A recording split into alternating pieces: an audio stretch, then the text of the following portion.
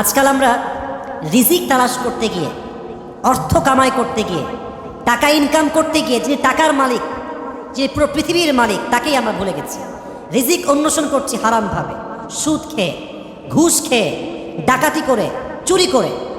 এই জন্য কবি বলেছেন যে লোক ভুল গয়ে ফিক্রে রোজি মে রজ্জাক কো, খেয়ালে রিস্ক হে মগর রজ্জাক কা খেয়াল নেই। মানুষ রিজিক তালাশ করতে গিয়ে রাজ্জাককে ভুলে গেছেন। যিনি রিজিক দিবেন, রিজিক দাতা, তাকে যদি কেউ ভুলে যায়, তার রিজিক কখনো বরকত আসতে পারে পারে পারে পারে না।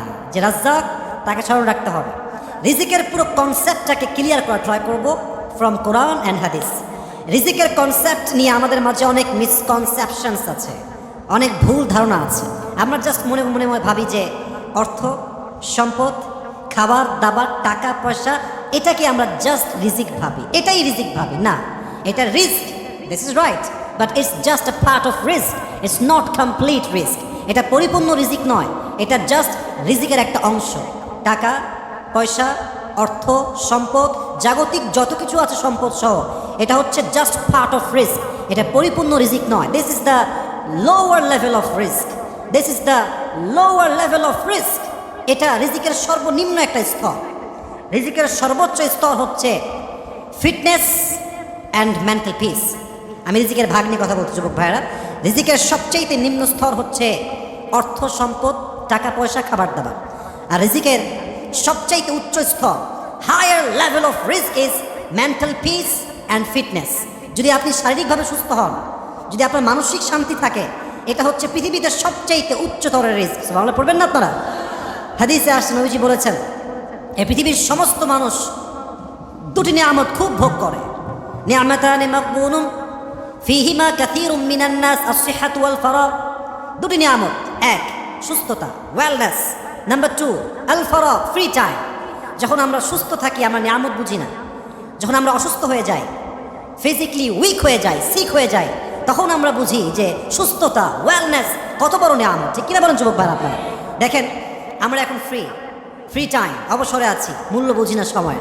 যখন ব্যস্ততা, কাজ, প্রেশার, চাপ চতুর্পাশে ঘিরে ধরে, তখন আমরা বুঝতে পারি যে অবসর সময়ের মূল্য কত বেশি। ঠিক কিনা বলেন যুবক ভাই আপনারা? আস-সিহহাতু ওয়াল ফারাগ। মানুষ দুটি নিয়ামত ভোগ করে, but they don't have any kind of realisation about it. আমরা ফিলই করি না, আমরা অনুধাবন করি না। এক হচ্ছে সুস্থতা, দুই হচ্ছে অবসর সময়। তাহলে হাদিসে আসছে রিজিকের সর্বোচ্চ স্তর হচ্ছে ফিটনেস অ্যান্ড মেন্টাল পিস।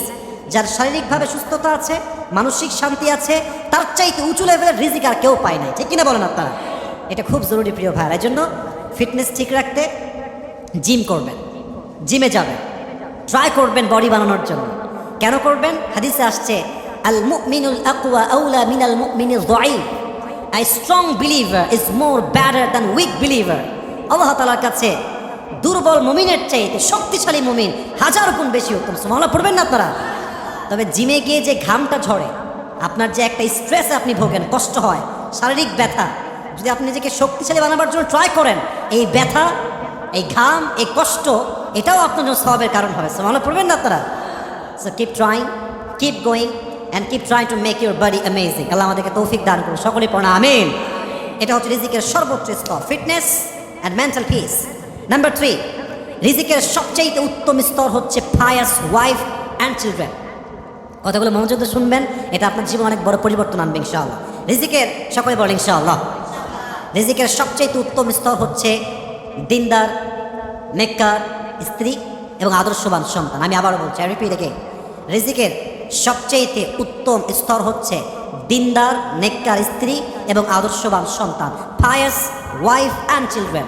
যার জীবনে আদর্শবান স্ত্রী আছে, উত্তম স্ত্রী আছে, চরিত্রবান স্ত্রী আছে, নেককার স্ত্রী আছে, খোদার কসম, ওয়াল্লাহে, আল্লাহর কসম করে বলতে পারে, তার জীবনে সে কোনো কিছু না পেল, এটা যে সে পেয়েছে, এতেই তার সবচাইতে বেশি শুকরিয়া করা দরকার। ঠিক কিনা বলেন যুবক ভাইরা? তবে হ্যাঁ, অনেকে এত বড় নিয়ামত পেয়েও কদর করতে পারে না। দেখবেন অনেক লোক আছে, অনেক কাজ করে, জব, বিজনেস, বাইরে ঘোরাফেরা, বন্ধুর সঙ্গে আড্ডা, সাইকেলিং, বাইকিং, কার ড্রাইভিং করছে, সব করে, বাট বইয়ের জন্য সময় পায় না। বড় আফসোস এইটা। রিজিককে যে মূল্যায়ন করে না, রিজিকের কদর যে করে না, তার রিজিক তার কাছে বেশি দিন থাকে না। এই জন্য আমরা মাঝে মাঝে বলি না যে দাঁত থাকতে দাঁতের কদর করো, ভেঙে পড়ে গেলে কিন্তু কদর করে আর কোনো লাভ হবে না। এবং আমার কাছে মনে হয় যে আপনার তো গ্রেটফুল হওয়া উচিত, আপনার তো শুকরিয়া করা উচিত যে আপনার বউ আপনার কাছে সময় চেয়েছে, জাস্ট সময় চেয়েছে। She is asking just for time and nothing else. আপনার তো খুশি হওয়া দরকার যে আমার বউ আমার কাছে ঢাকার গুলশানে ফ্ল্যাট চায় না, BMW চায় নাই, মার্সিডিজ চায় নাই, iPhone 15 Pro Max চায় না, আমার বউ আমার কাছে সময় চায়। আর আমি যদি পুরুষ আমার কাছে সময়টা না দিতে পারি, কিয়ামতের দিন আমি জবাব দিব কি আল্লাহর কাছে। এই জন্য প্রিয় ভাইয়েরা, রিজিকের মূল্যায়ন করতে হবে। রিজিকের মূল্যায়ন যে করে না, তার রিজিক বেশি দিন টিকসই হয় না। ঠিক কিনা বলেন যুবক ভাইয়েরা? টিকসই করতে চাইলে আমরা রিজিকের মূল্যায়ন করবো। রাজি আছেন তো ইনশাআল্লাহ? তো রিজিকের সবচেয়ে উত্তম স্তর হচ্ছে ফায়ার্স ওয়াইফ অ্যান্ড চিলড্রেন। এবং এটাকে পাওয়ার জন্য সবাই দোয়া পাঠ করবেন, আমি শিখাই দিচ্ছি, সবাইকে শেখাচ্ছি, সবাই পড়বেন, সকলেই পড়েন। রব্বানা, মাশাআল্লাহ, জোরে বলেন আবার, রব্বানা হাব লানা মিন আজওয়াজিনা ওয়া যুররিয়াতিনা কুররাতা আয়ুন। মাশাআল্লাহ, এই দোয়াটা যে বেশি বেশি পাঠ করে আল্লাহ তাকে নেককার সন্তান এবং দিনদার স্ত্রী দান করে। সুবহানাল্লাহ পড়বেন না তো সবাই? তাহলে রিজিকের সবচেয়ে উত্তম স্তর হচ্ছে ফায়ার্স ওয়াইফ অ্যান্ড চিলড্রেন, উত্তম জীবন সঙ্গিনী এবং আদর্শবান সন্তান আমাদের সবাইকে দান করবে। বড় আমিন। এবার আসুন রিজিকের সবচেয়ে প্রশস্ত স্তর কি?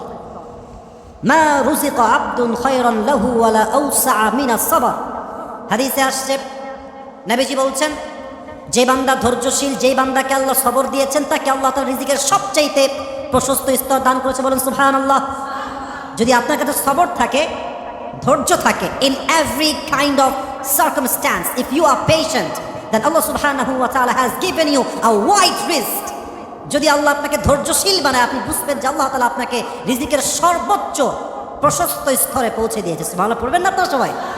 হাদিসে আসছে রিজিকের সবচেয়ে প্রশস্ত স্তর হচ্ছে সবর, ধৈর্য। ধৈর্য মানে কি?